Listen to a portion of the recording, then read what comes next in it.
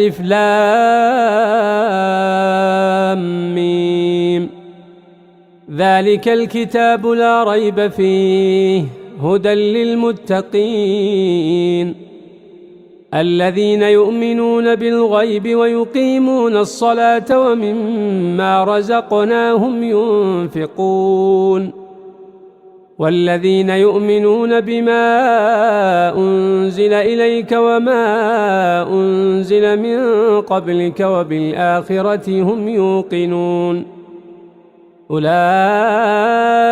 على هدى من ربهم وأولئك هم المفلحون.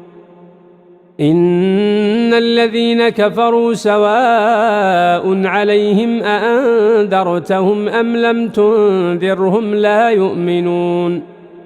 ختم الله على قلوبهم وعلى سمعهم وعلى